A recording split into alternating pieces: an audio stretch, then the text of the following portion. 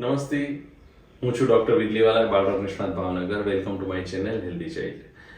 આજે આપણે તાવ અંગેના વિડીયોમાં એક વધારે વાત જોઈશું કે તાવ ઉતારવા આપણે શું કરી શકીએ, બાળકોમાં તાવ ઉતારવા માટે આપણે શું કરી શકીએ, અને ઘણા બાળકોને તાવ સાથે ખેંચ આવતી હોય છે, તો એ સમયે આપણે શું કરી શકીએ, અને તાવના ભયજનક લક્ષણો શું કહેવાય, ક્યારે આપણે દોડતા હોસ્પિટલ જવું જોઈએ, એ અંગે વાત કરીશું.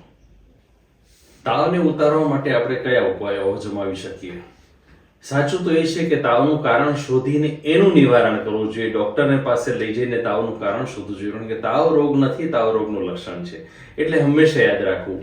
પરંતુ એ શક્ય ન હોય ને આપણે ઘરે તાવ ઉતારવાની નોબત આવી જાય તો આપણે તાવ કેવી રીતે ઉતારી શકીએ એ આપણે અહીંયા જાણીશું. બાકી તો તાવ ગમે ત્યારે બાળકને આવે, તાવ લક્ષણ છે, એને લક્ષણનું કારણ શોધવા માટે ડોક્ટર પાસે જવું ફરજિયાત છે. સિવાય કે માઇલ્ડ ફીવર હોય, સાદો ફીવર હોય અને આપણે ઘરે એને એકાદ દિવસમાં મટી જવાનો હોય કે મટી જતો હોય. બાળકોને તાવ હોય ત્યારે વધારે કપડાં ના પહેરાવા, એક હંમેશા યાદ રાખવું, વધારે ન વીટવું. પંખો શરૂ કરી શકાય, જો ઋતુ મુજબ પંખાનો વાંધો ન હોય તો પંખો શરૂ કરવાથી બાળકને વધારે સારું લાગતું હોય છે. પેરાસિટામોલ, મેટાસિન, ક્રોસિન, કાલ્પોલ એવી દવા 15 મિલીગ્રામ પ્રતિ કિલોગ્રામ વજન દીઠ ગણીને પીવડાવવી આખી દુનિયામાં વપરાતી સૌથી સલામત દવા છે બાળકો માટેની. અને લગભગ આ દરેક દવામાં 5 મિલીલીટરમાં 125 થી 120 મિલીગ્રામ પેરાસિટામોલ રહેલો હોય છે. જુદી જુદી કંપનીમાં માપસે જુદું હોય છે. એટલે જો આશરે ગણીએ તો 10 કિલો વજન જેટલું ધરાવતું બાળક હોય તો એને 6 મિલી દવા આપણે આપી શકીએ, અને એ દર 4 થી 6 કલાકે રિપીટ કરી શકાય.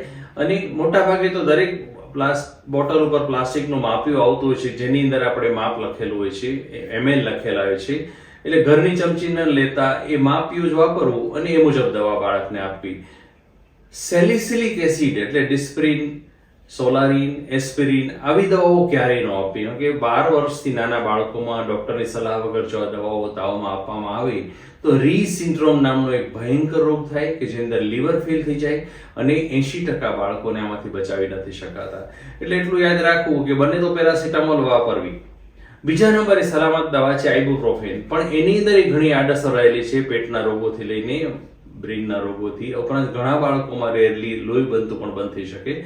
એટલે બને ત્યાં સુધી એ ઉપયોગ જ ના કરવો, પેરાસિટામોલ જ વાપરવી.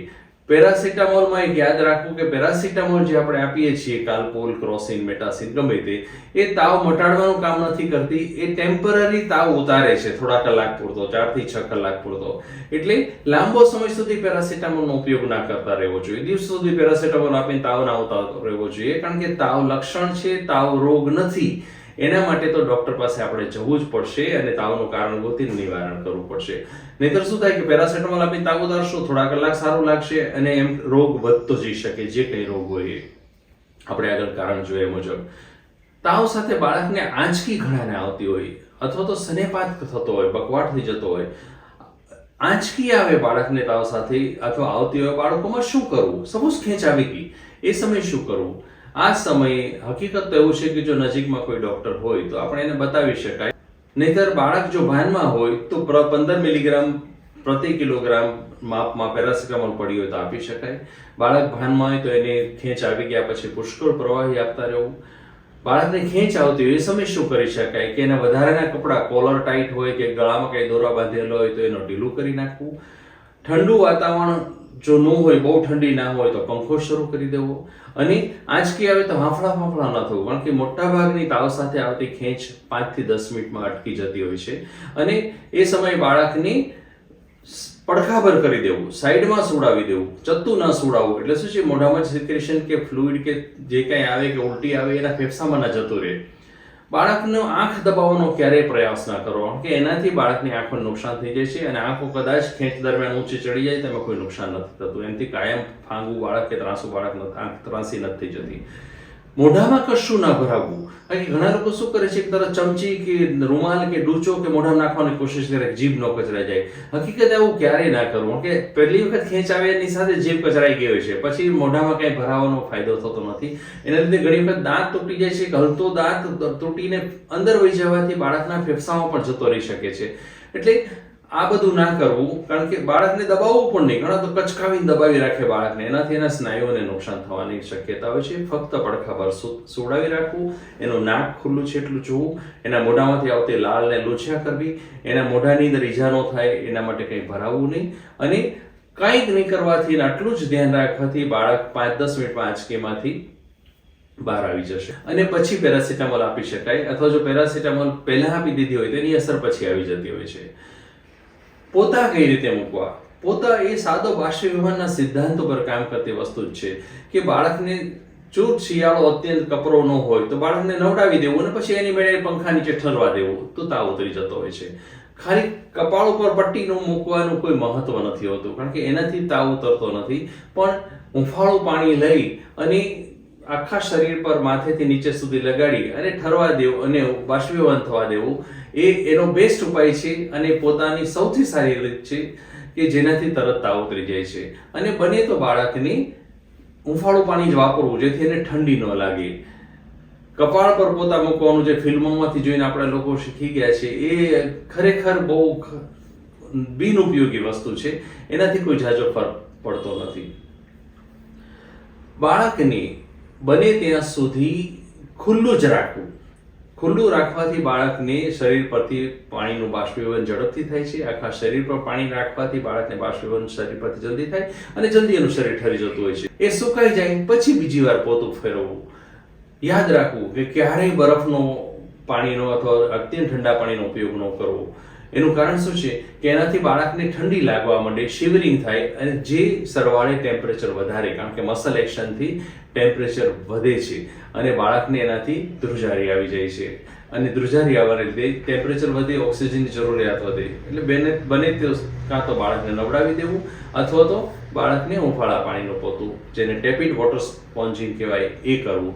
આનાથી બાળકને બિલકુલ તકલીફ થતી નથી અને બાળક જલ્દી તાવમાંથી મુક્ત થાય છે, બાળકનો તાવ ઓછો થઈ જાય છે. શિયાળાનો સમય હોય ત્યારે આપણને થોડુંક રિસ્ટ્રિક્શન રહે, પણ એ હુંફાળા પાણીથી તો લગભગ તકલીફ નહીં પડે. જો ઉનાળો હોય તો બાળકને સીધું નળ નીચે મૂકી દેવું અને ત્યાં જ નવડાવી અને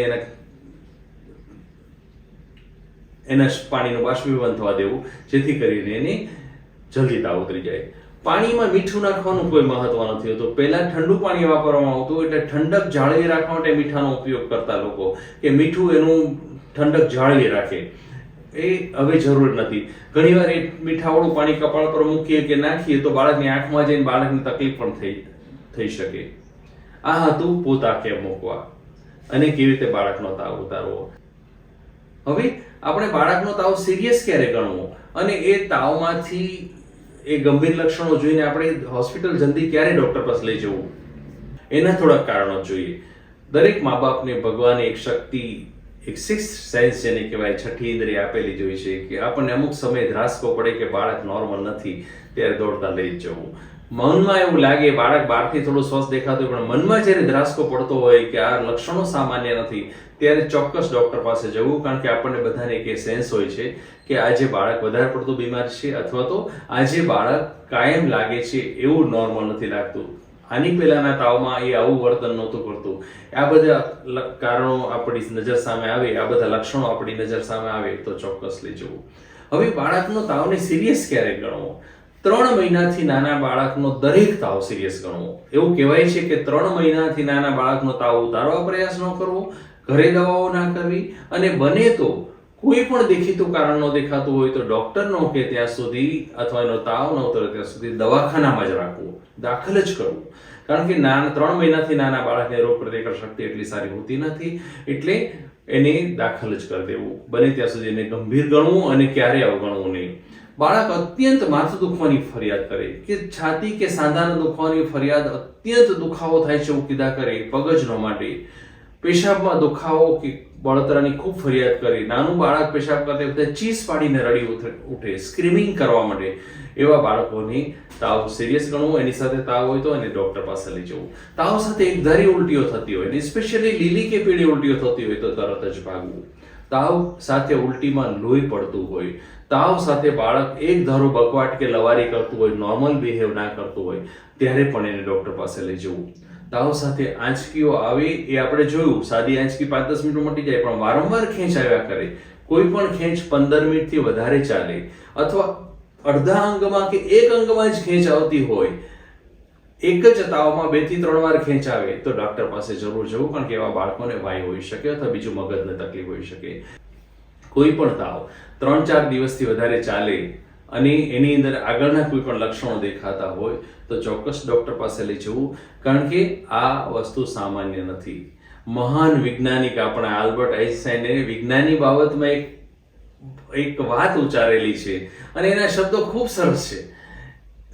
આઇન્સ્ટાઈન કહે છે કે not everything that matters can be measured and not everything that can be measured matters. એટલે દરેક વસ્તુ કે જે માપી શકાય એ ગંભીર નથી હોતી અને જે દરેક ગંભીર વસ્તુ હોય એ ઘણીવાર માપી પણ ન શકાતી. તાવ માટે પણ એટલું સાચું છે, ક્યારેય તાવને હળવાશથી ના લેવું, ઝડપથી ના ઉતરે તો ડોક્ટર પાસે જવું. આપણે આ તાવ અંગે એટલું જોયું. મને લાગે છે કે તાવનો મુદ્દો આપણે સંપૂર્ણપણે આવરી લીધો છે. Thank you for watching this. હું છું ડોક્ટર વિજલીવાલા, બાળરોગ નિષ્ણાત, ભાવનગર. જય ભારત.